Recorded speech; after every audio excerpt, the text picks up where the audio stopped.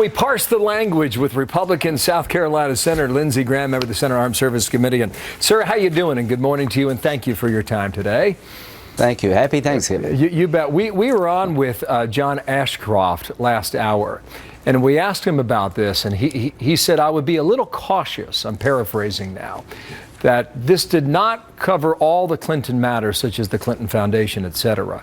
And clearly, the Department of Justice has the authority to pursue whatever case it chooses. Now, just based on the surface about what we are hearing, what do you think about this now?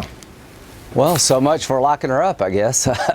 The bottom line is that I think the Clintons Foundation, the whole mess needs to be looked at with an independent view, not a political agenda. I never believed this Justice Department under Obama would seriously look at what she may have done. I can understand wanting to put the election behind us and heal the nation, but I do hope that all the things that Donald Trump said about how crooked she was, that we just don't let it go without some serious effort to see if the law was truly violated. I think that would be a mistake. Okay, we have that comment queued up. I just want to give you a quick listen on this with John Ashcroft. It's pretty well known that there are a number of other investigations regarding the Clinton Foundation. If they found that there was some sort of prosecution or legal action that was merited there, I don't think that what has been said today would foreclose action on those issues. My guess is if you're investigating the Clinton Foundation, that's got a ways to go.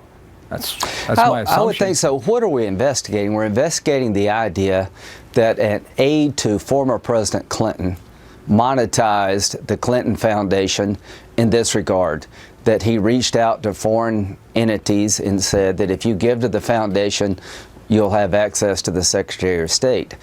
That's not right. So the bottom line is politics is politics. People help you financially. You try to help them within the boundaries of the law. Did they monetize the Clinton Foundation? Did they turn it into something that's never been done before? It's probably worth looking at, and I hope they'll continue to look at it. Let's talk about the transition process so far. What do you think of the cabinet selections? Specifically, maybe Jeff Sessions, Mike Pompeo? Good. I've known Jeff for 20 years. I think he's a principled conservative. I'll have some questions for him before the Judiciary Committee. Such as? These attacks on his personal character, about him being some kind of closet racist, or what he may have said 30 or 40 years ago, is complete garbage. Jeff Sessions is one of the finest people I've ever known. I don't think there's a hateful bone in his body. We have some policy differences, so I'll be glad to challenge Jeff where we disagree, but support him in terms of him being a good, decent man. And to my Democratic colleagues, you better watch what you do here. How come? Because I have seen, like Alito and others, conservatives from the South. Alito's not from the South, but this equation of being a conservative means you're a racist. I'm not going to put up with that. I come from South Carolina. We've had our challenges in the past. We still have our challenges. But I'm not going to sit idly by and watch Jeff Sessions be maligned, because he doesn't deserve that. Is that the suggestion for the way the Democrats are now greeting and handling this nomination? I have a lot of concern about what Elizabeth Warren said, and I've never seen her be overly constructive member of the Senate. All I can say is if you declare war on Jeff Sessions, the person, then you're going to run into a lot of resistance, and I think that's really uncalled for. Now, there's some policy differences that I have with Jeff and others have that are fair game. As to Pompeo, I don't know him very well. He's obviously a very smart man with a good academic background, and I'll have an open mind about him. But the next CIA director better have their A game, because the country's under a lot of threat. Tulsi Gabbard's a Democrat from Hawaii who apparently took a meeting with the president-elect this week. Yeah. What is your sense about him crossing the aisle, or speaking with her, or just generally speaking, pulling in somebody from the left? It's good to cross the aisle. I was served in the same reserve unit with Ms. Gifford. She's a nice person, but her statement about what we should do in Syria, I'm 100% opposed to the idea that we should leave Assad in power because you're giving Syria to the Iranians. And if you want the Syrian civil war to go on forever, leave Assad in power, because the Arabs are not going to accept a solution in Syria that leaves Assad in power, who's a puppet of the Iranians. So her approach to Syria, I'm diametrically opposed. I think it is absolutely the worst solution we could pursue as a nation, what she suggested after meeting with President-elect Trump. You mean Gabbard. You Yes, said Gifford, yes, but just to be clear her. on that. Last question on this.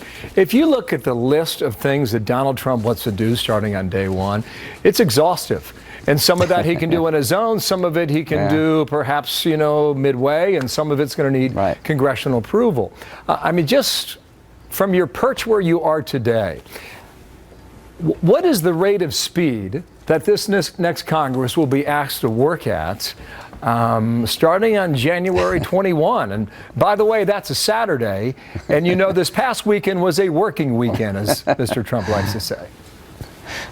I am excited about working with President Trump to do big things quickly.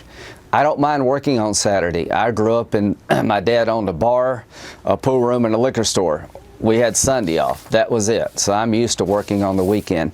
The bottom line is repealing the energy executive orders that impede our ability to find energy here at home is a great start. The overtime rule that Obama imposed that will require time and a half for all employees making below $47,000, which is terrible for our economy.